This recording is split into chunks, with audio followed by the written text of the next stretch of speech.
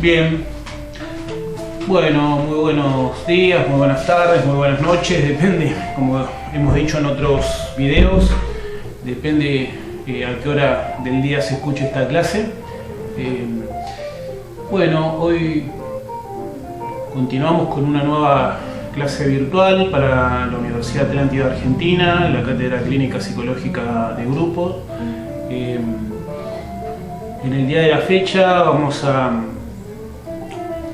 dedicar esta clase a los aportes de la Escuela Francesa de Psicoanálisis. Es la clase que estaba prevista por cronograma para la ciudad de Dolores para el martes 14 de abril 2020, siempre en contexto de pandemia, de cuarentena obligatoria. Y bueno,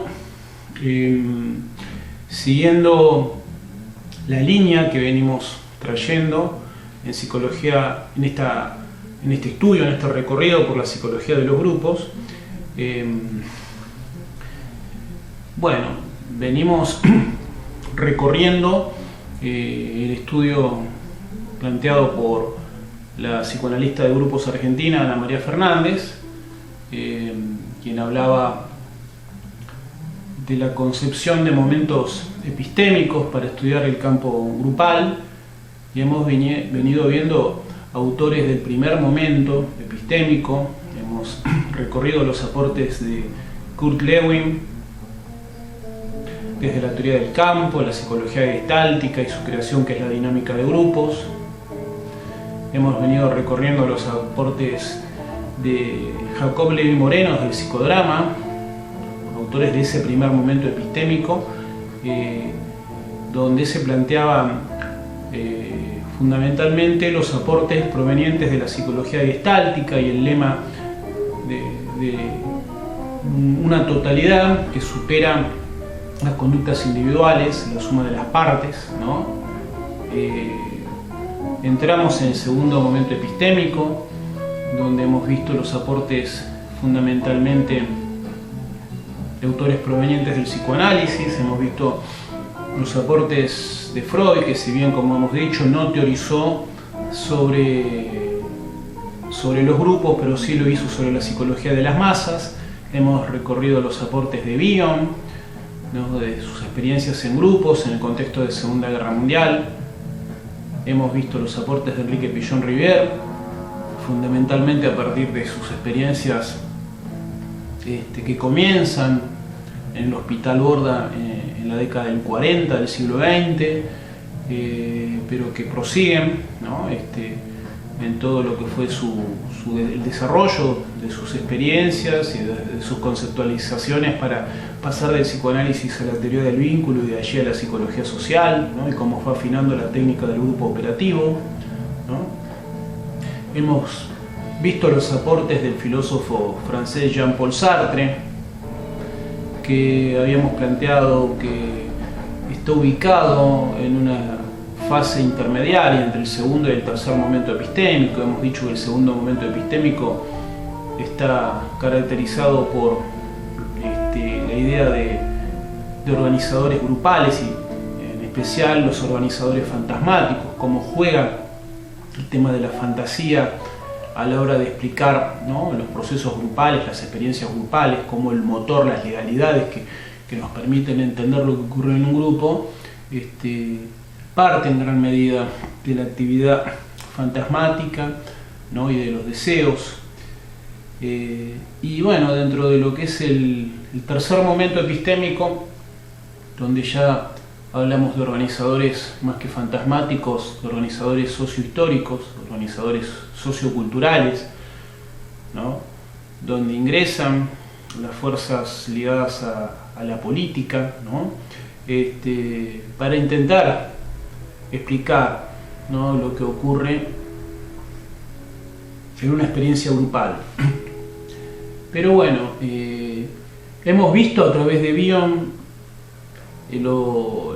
todo lo que nos aporta la escuela inglesa de psicoanálisis, ¿no?, donde ha habido autores como Esriel, como Fulks, que también dejaron su huella. Pero bueno, es importante recalar algo que nos reservamos dentro de esta cruzada en los aportes de la escuela francesa de psicoanálisis, porque aquí hay autores muy importantes, autores que por ahí en la bibliografía ya se han visto, como Didier Ancier, ¿no?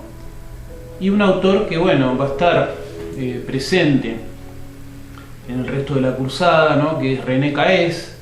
René Caes es una de las máximas autoridades en psicoanálisis de grupo. René Caes es un autor aún contemporáneo, nacido en 1936, ¿no? Que aún vive, tiene 80 y pico de años, y que bueno, es un autor que bueno, ha desarrollado, sería como el Freud del psicoanálisis de grupos hoy por hoy, ¿no? Y bueno, es importante que veamos cómo entra en escena dentro de esta historia, ¿no? René Caes. Bueno, pero antes sería importante historizar un poco acerca de cómo la escuela francesa de psicoanálisis se va armando, se va conformando, ¿no? Y acá es importante, si nos situamos en el texto de Marcos Bernard, Introducción a la obra de René Caes, cómo entra en juego al final de la Segunda Guerra Mundial toda la necesidad de reconstruir la sociedad francesa luego del desastre que ocasionó la invasión alemana, ¿no? Y todo lo que el tremendo dolor, tremendo desastre que provocó la guerra, con pérdidas materiales, con pérdidas fundamentalmente humanas, ¿no? Y toda la desazón para un pueblo, para los pueblos golpeados en contexto de guerra, ¿no? Una guerra mundial.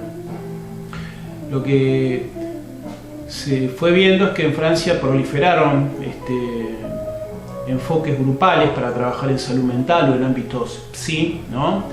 Y donde, bueno, una primera etapa influyeron los estudios de Lewin, los estudios que Lewin venía haciendo en Estados Unidos, lo cual aportó una serie de ventajas, como en el ámbito público el trabajo con grupos permitió una gran cantidad de atenciones para personas afectadas psíquicamente, emocionalmente, luego de la guerra, y porque por otro lado se vio que generaba toda una serie de beneficios, de resultados en lo que era la reconstrucción del tejido social. Estamos hablando de un periodo que se sitúa entre 1945, cuando termina la Segunda Guerra Mundial, y 1960, donde, bueno, también es importante mencionar que se forma el CEFRAP, que es el Círculo de Estudios Franceses de Formación e Investigación Activa de la Personalidad y de los Grupos Humanos, donde el objetivo era un poco trasladar la aplicación del psicoanálisis al grupo, tomándolo como agente terapéutico, ¿no? Como decíamos, los aportes de Lewin fueron tomados en un primer tiempo, ¿no? Fundamentalmente la idea de tender a ver al grupo como totalidad, que esto es algo que habían considerado los psicoanalistas ingleses, ¿no? De ahí que los psicoanalistas ingleses adherían a la idea de una fantasía grupal, ¿no? Como una fantasía que albergaba la totalidad, ¿no? de lo que estaba ocurriendo, ¿no? Y que el coordinador de grupos podía leer, podía interpretar, teniendo en cuenta que aquel efecto de fantasía grupal total podía llegar a ser no solo leída, interpretada, sino que se podía intervenir sobre ella, produciendo un efecto sobre todos y cada uno de los miembros, ¿no es cierto? Esto fue, digamos, en un primer momento lo que predominó también por ósmosis de Inglaterra a Francia, pero bueno, muchos autores franceses tomaron sus recaudos, sus reservas respecto a esta modalidad de trabajo, ¿no? Entonces, bueno, como decíamos, en Francia primeramente hay una influencia de Lewin, hay una influencia de Moreno, hay una influencia inclusive de los estudios que hizo el humanista norteamericano Carl Rogers, ¿no? Pero digamos que hubo como un aporte propio a partir de que los autores franceses no aceptaban de buena gana esta cuestión de ver, de interpretar una totalidad, ¿no? Como una fantasía grupal que formaba como un conjunto de elementos, o sea, que era la resultante de un conjunto de elementos producto de las fantasías individuales. Mucho de esto, un poco instancias de la fuerza que iba teniendo, ¿no?, la figura de Lacan, ¿no?, con su retorno a Freud, ¿no?, y justamente el impacto que tuvo sobre muchísimos psicoanalistas franceses que luego se van a dedicar a trabajar con grupos o a trabajar en instituciones. Entonces, bueno, toda esta idea de la fantasía total, ¿no?, del efecto de totalidad para entender la fantasía grupal, fue como el principal eje que permitió este distanciamiento de la escuela francesa respecto a los postulados de la escuela inglesa de psicoanálisis. En el año 1963, Jean-Bertrand Pontalis, conocido seguramente por quienes puedan estar escuchando esta clase, a partir de su intervención junto a Laplanche en el diccionario de psicoanálisis, Pontalis nació en 1924, murió en el año 2013, y en el año 63 Pontalis escribe El pequeño grupo como objeto, ¿no?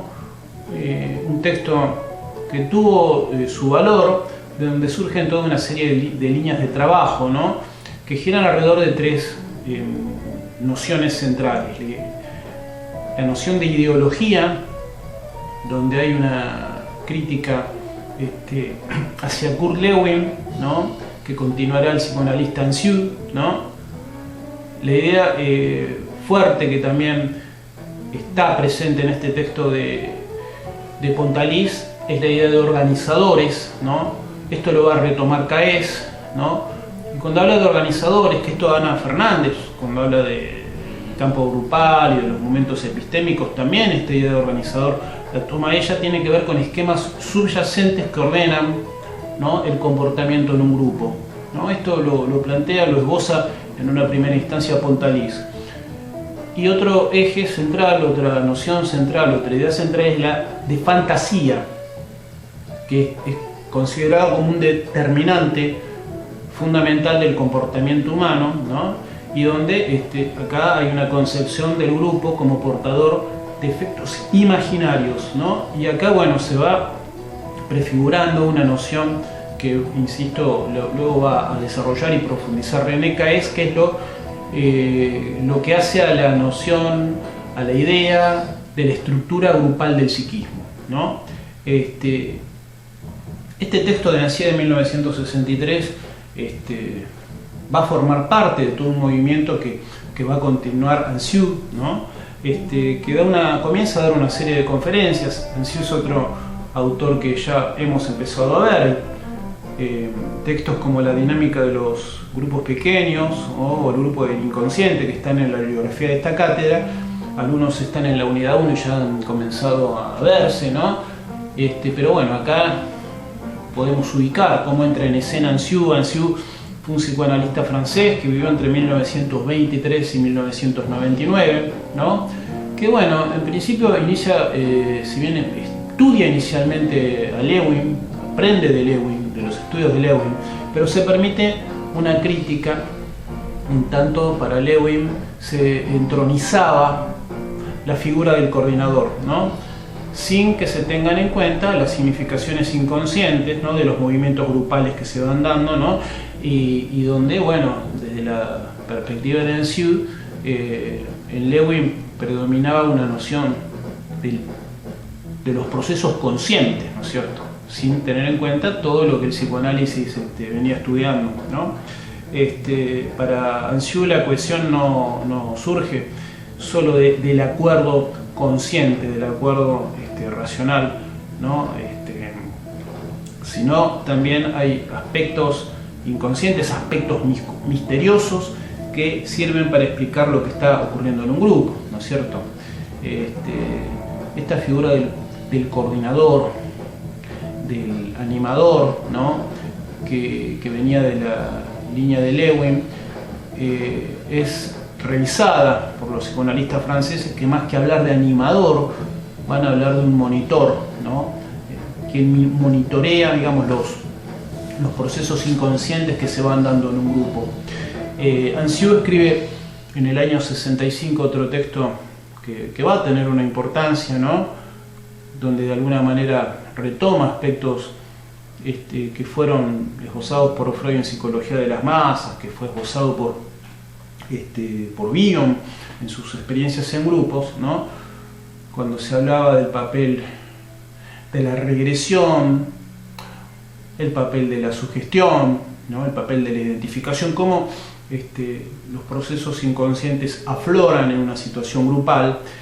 Y acá dice algo muy interesante que yo creo que es preciso detenernos.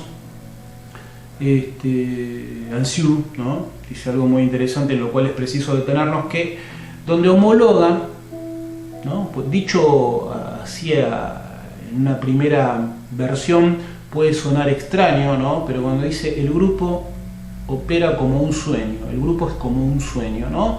Puede sonar extraño escuchar una frase así, pero bueno, lo que está diciendo es que en el grupo se recrean de alguna manera los procesos oníricos, ¿no? Se entra en un estado de conciencia más próximo, más cercano al que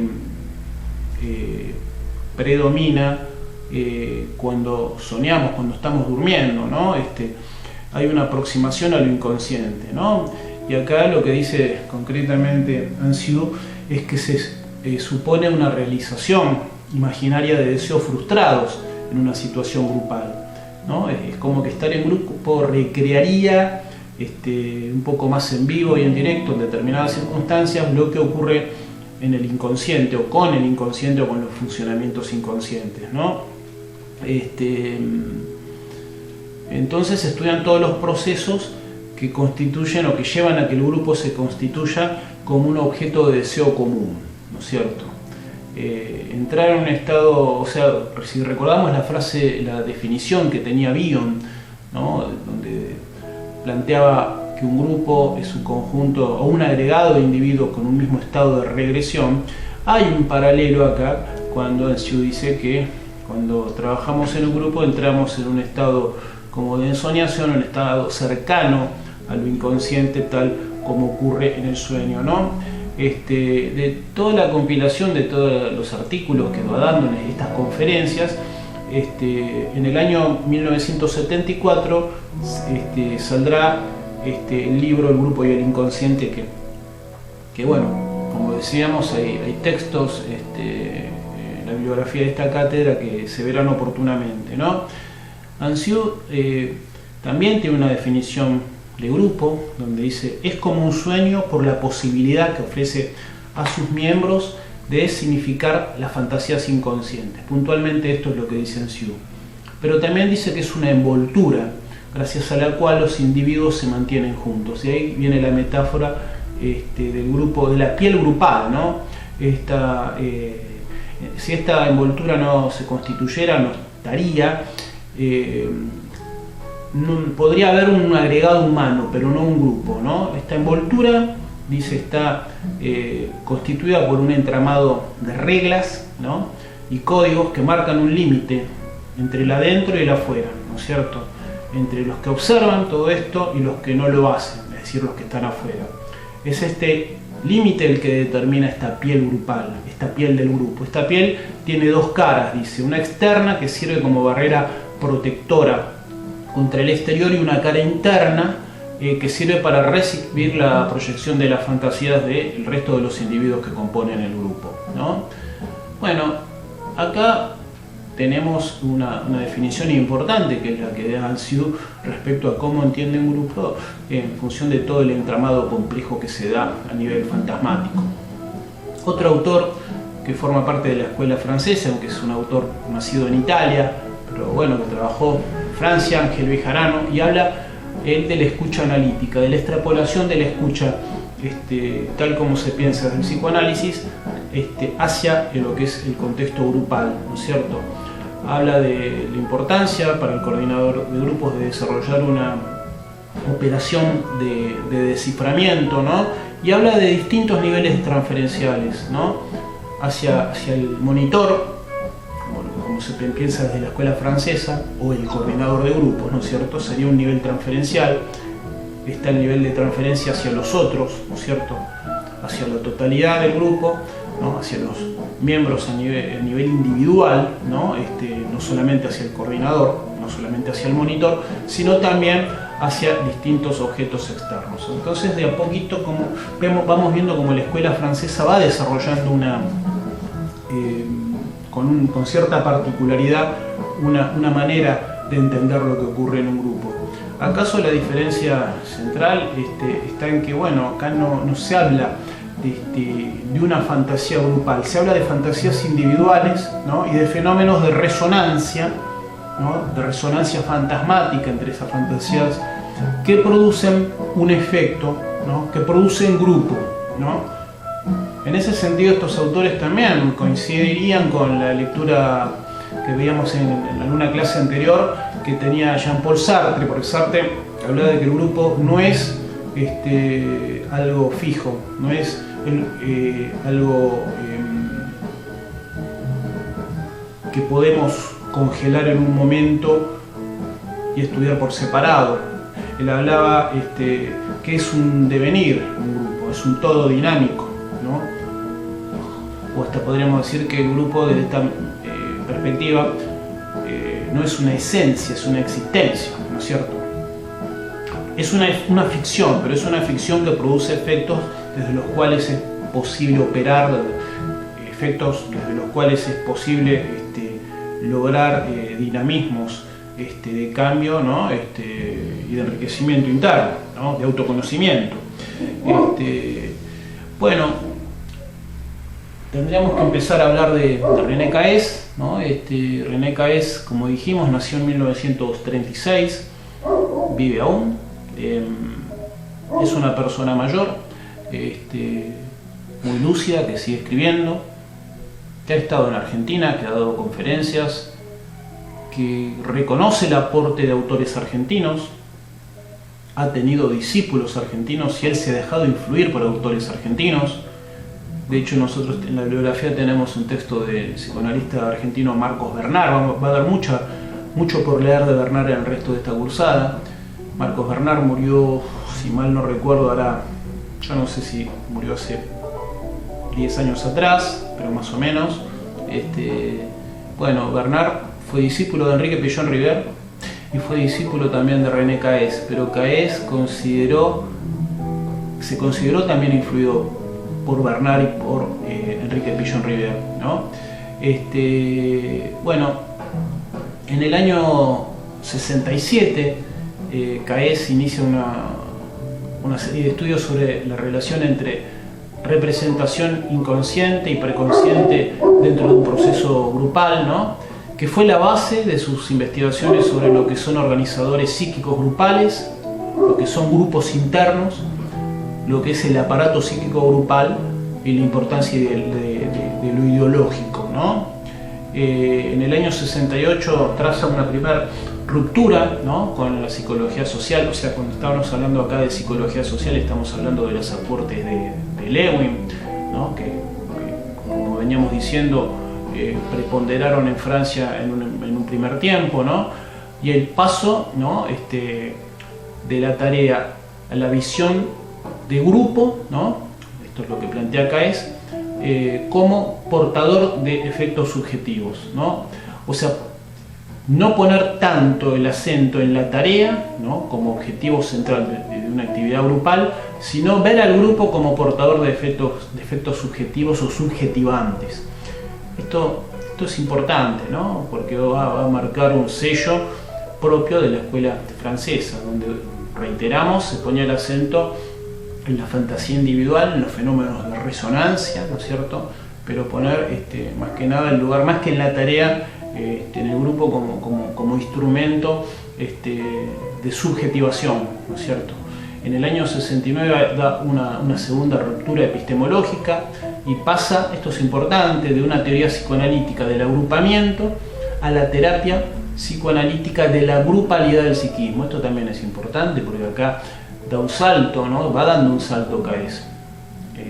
Y esto le va a dar base a la idea de un aparato psíquico grupal, o sea que nuestro psiquismo tiene la idea de grupo interno que nosotros vamos a seguir viendo, ¿no? O de grupos internos como plantea Caes, refiere a que, bueno, no somos uno, ¿no? Sería como que somos varios, ¿no?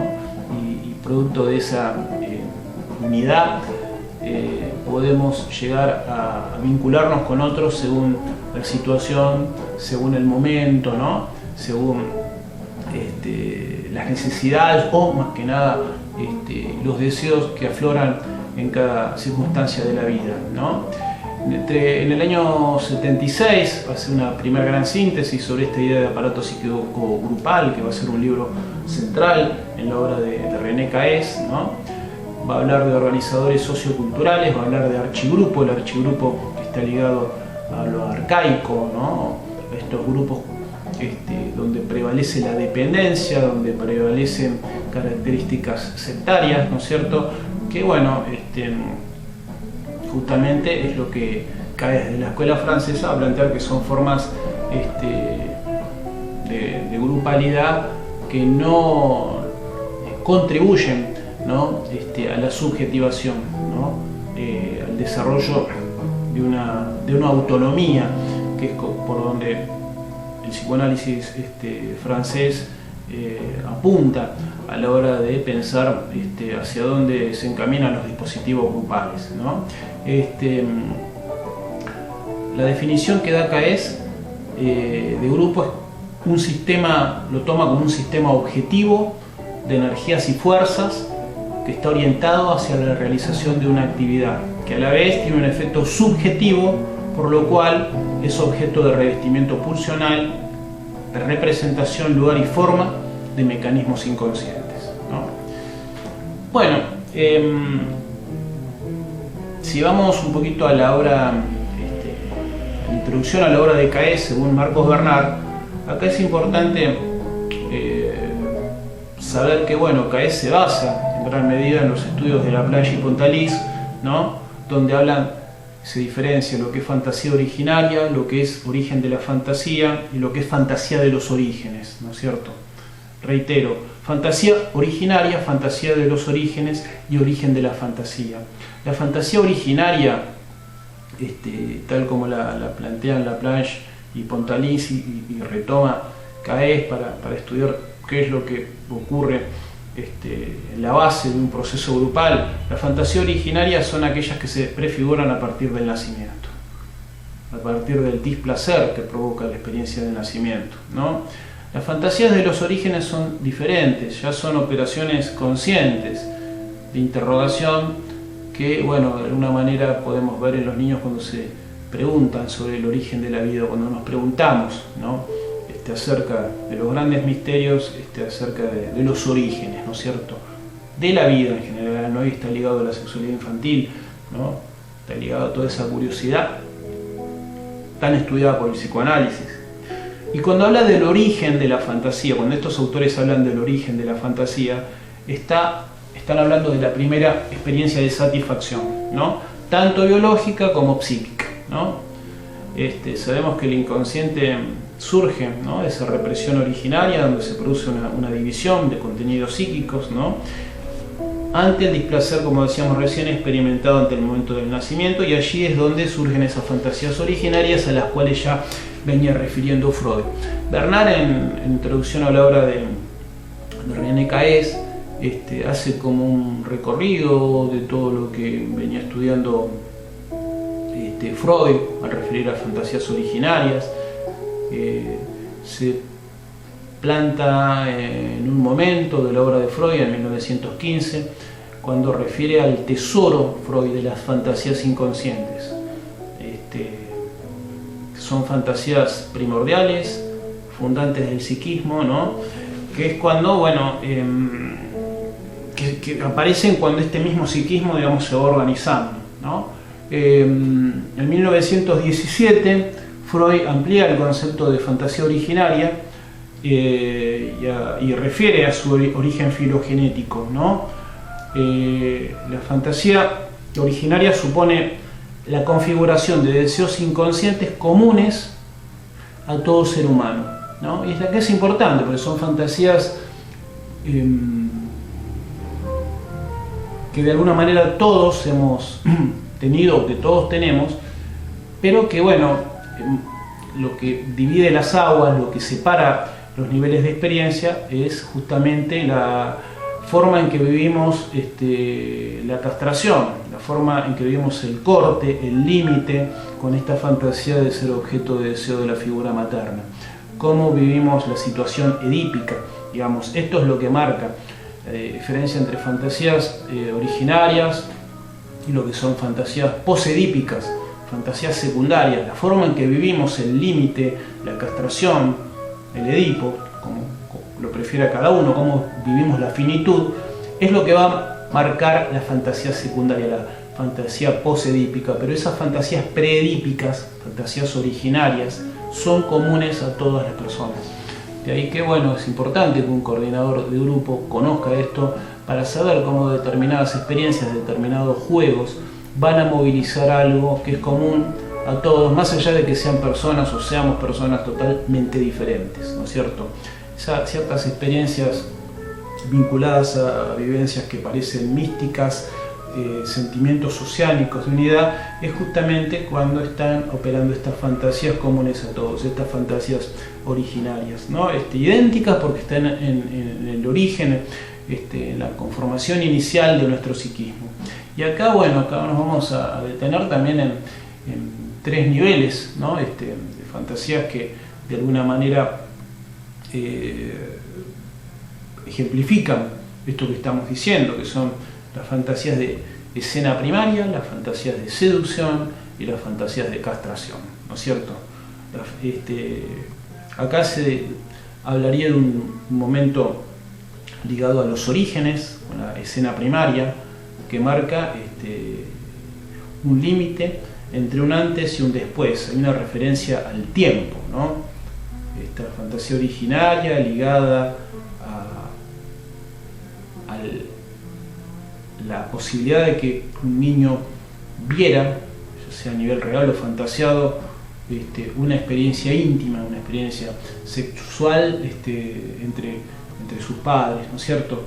Esta fantasía que de alguna manera siempre está rondando un grupo, de la posibilidad de que se conforme una pareja, ¿no? de que ocurra un encuentro íntimo, profundo, ¿no es cierto?, con otra figura, es algo que, bueno, a nivel inconsciente siempre está dando vuelta alrededor de lo que puede llevar a un conjunto de individuos a vincularse con otros, ¿no es cierto? Las fantasías de seducción serían una continuación de esto, ¿no es cierto?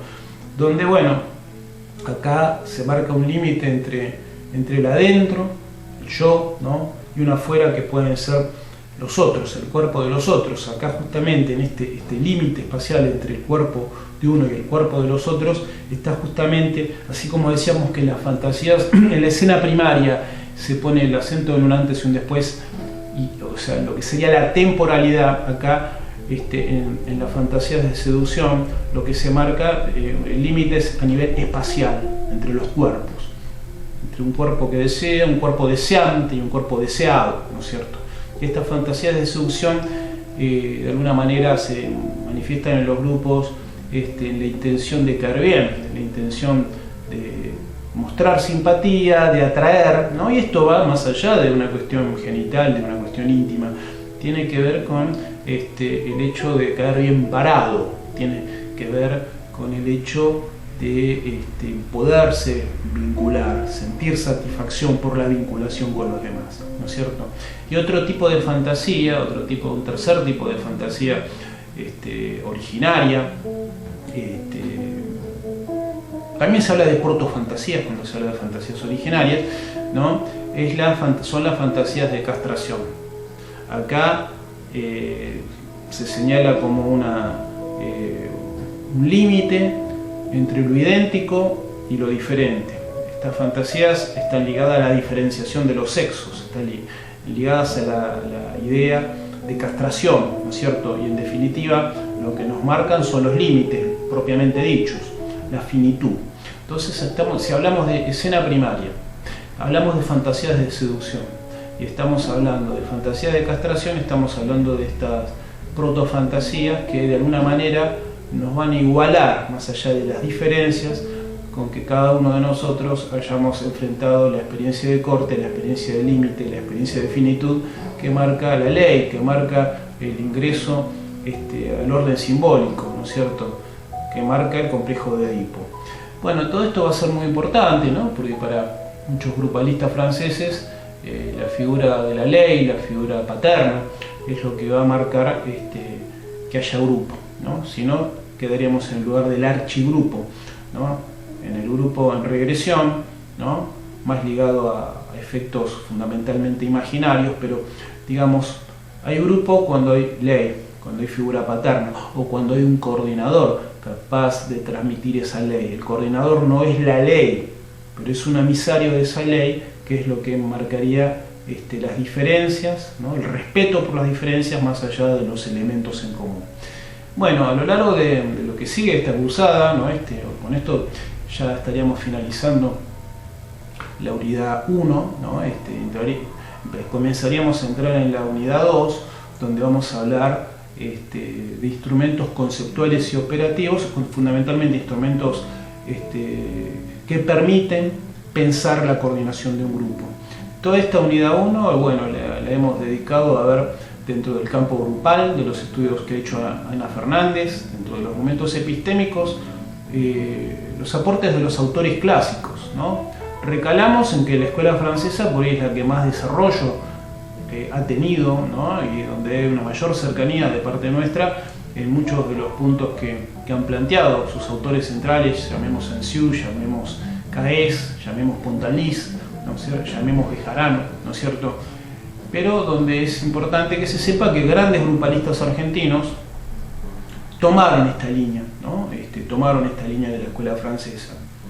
Por ejemplo, Marcos Bernard, por ejemplo, Diana Cordon, por lo menos Lucila Edelman, ¿no?, por ejemplo, Janine Puget, autores que se dejaron influenciar por la escuela francesa, por los desarrollos de la escuela francesa, pero sin perder de vista los enormes aportes que dio desde ese segundo momento epistémico que hemos visto Enrique Pillon River. Muchos de estos autores argentinos han tenido como maestros, han sido discípulos de Enrique Pillon River, ¿no es cierto?, como también de José Blecher, ¿no? Y bueno, dentro de esta perspectiva podríamos decir que esta cursada, al menos como se ha venido dando en la ciudad de Dolores durante estos años, en gran medida toma aportes de la escuela francesa, ¿no?, en el sentido de considerar las fantasías individuales que entran en resonancia y no cayendo por ahí en, no sé si decir en errores, pero en tipos de intervención que no siempre han sido las más justas, influidas por la escuela inglesa, donde se ha interpretado un grupo, lo que le ocurre en grupo sin tener en cuenta que por ahí a nivel individual cierto tipo de interpretación no corresponde o no resuena en la mayoría de los miembros, ¿no es cierto? Y esto, bueno, rompe un poco con la idea de fantasía grupal. Acá se habla, insisto, en la escuela francesa de fantasía individual que opera, que se vuelca, que se proyecta y que entra en resonancia con las fantasías de otros individuos, ¿no? Por ahí ciertas interpretaciones apuradas, ciertas interpretaciones salvajes que provenían más de la escuela inglesa, han intentado ser corregidas a la hora de respetar la individualidad, la singularidad de cada miembro desde la escuela francesa. En esta cátedra, como reitero, la dinámica que se ha implementado en la ciudad de Dolores, se tiene en cuenta los aportes de la escuela francesa, pero también se tiene en cuenta en gran medida los aportes del grupo operativo planteado por Enrique Pillon River, ¿no es cierto?, y los aportes del psicodrama, fundamentalmente del psicodrama psicoanalítico, que también aquí en Argentina desarrollaron Eduardo Pavlovsky, Hernán Kesselman, Luis Fridlewski, ¿no? Sin dejar de lado, bueno, los primeros psicodramatistas como fue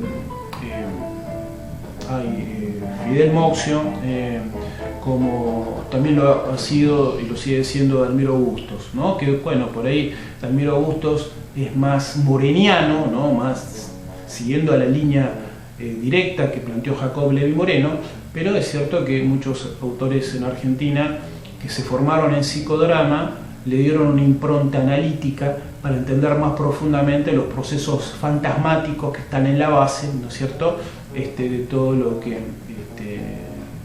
el psicodrama, tal como lo implementaba Moreno, nos muestra de manera abrupta, de manera intensa dentro de un dispositivo, ¿no es cierto?